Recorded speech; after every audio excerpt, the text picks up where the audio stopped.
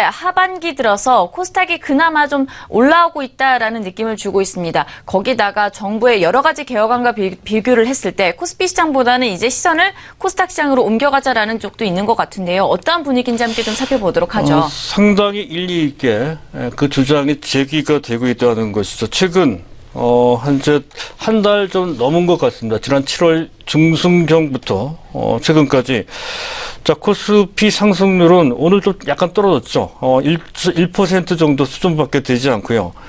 코스닥은 근 5% 정도 상승을 했습니다. 그 전 7월 중순 이전까지의 상황과 정반대의 상황이 전개되고 있다는 건데 수급을 통해서도 그런 점을 충분히 알 수가 있죠.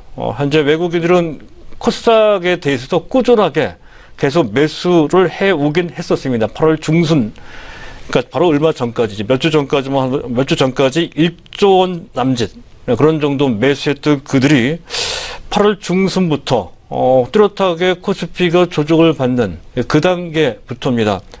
집중적으로 코스닥을 매수하는 모습이 나타나고 있다는 건데요. 그 약 2주 정도에 걸쳐서 외국인들은 3,500억 원, 오늘까지 합하면 근 4천억 원 정도 되는 것 같습니다. 현재 최근 보름 사이에 4천억 정도, 그동안 6개월, 8개월 내내 매수한 것의 절반 정도 수준을 집중적으로 매수하고 있다는 것에서 그런 점, 코스닥이 현재 대세가 될 가능성도 있다는 점을 좀 보여주는 것 같습니다. 반면에 기관은 같은 기간 동안 약 2,500억 원 정도를 순매도하는 모습으로 상당히 대별되는 스탠스를 보이고 있음을 참고할 필요가 있다는 것인데요. 그와 관련된 현재 대세론, 즉 현재 코스닥이 부활될 수 있다라고 하는 그 배경도 우리가 살펴볼 필요가 있다는 거죠.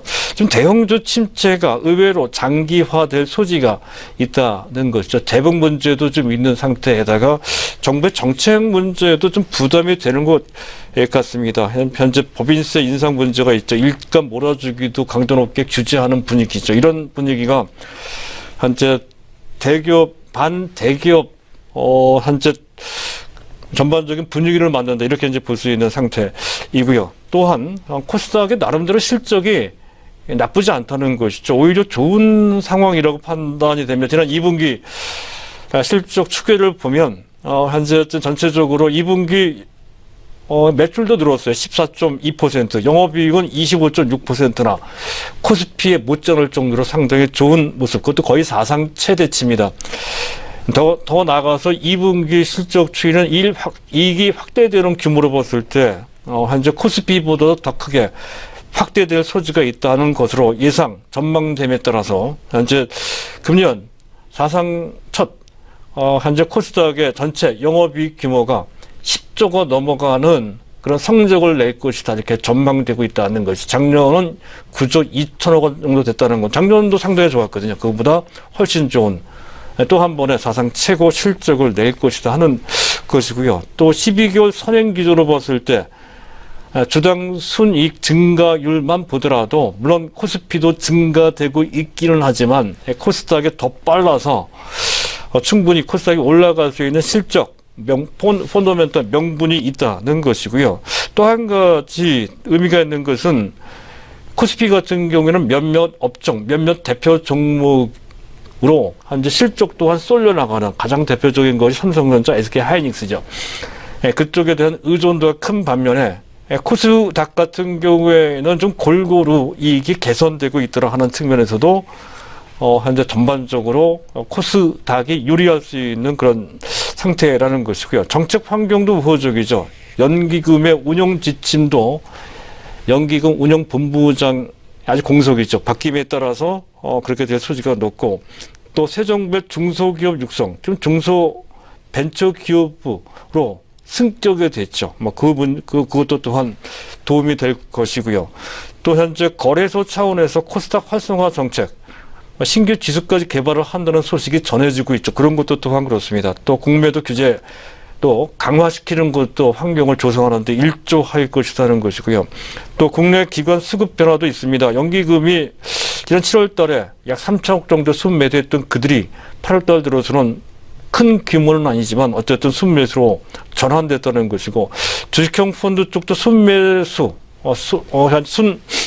유입이 되고 있는 상황, 3개월째 지속되고 있죠. 물론 대부분 ETF나 대형주를 매수하는 현재 펀드가 되겠습니다만, 하지만 중소형 펀드 쪽에도 햇볕이 들고 있습니다. 환매가 급격히 축소되거나 일부 중소형 펀드 쪽에 의미 있는 수준의 순유입이 현재 있다는 것인데, 가장 대표적인 것이 신용 마라톤 중소형주 펀드 쪽이죠. 지난 8월 달에, 이번 8월 달에 약 2천억 넘게 그 순유입이 됐다는 것에서 그 점 알 수가 있다는 것이고요.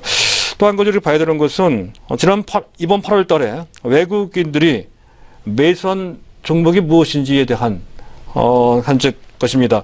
8월 14일 이후에 외국인들이 주로 매수한 건 현재 지금 IT 쪽을 집중적으로 매수한 것으로 알 수가 있습니다. PSK, 서울반도체, 아모텍 최근 들어 급등을 하고 있죠. AP시스템, 덕산네오록스, 테스, 동진세미캠, 헬스케어 쪽에서는 오스테인플란트, 셀트리온, 그리고 기타 CJ E&M, CJ 오쇼핑 등을 매수했다는 걸 참조하실 필요가 있고요. 또 최근 들어서 투신권, 자산운용사들이죠. 들도 코스닥을 매수하고 있습니다. 대표적으로 셀트리온, 술브레인, CJ 오쇼핑, 서울반도체 등을 매수하고 있고요.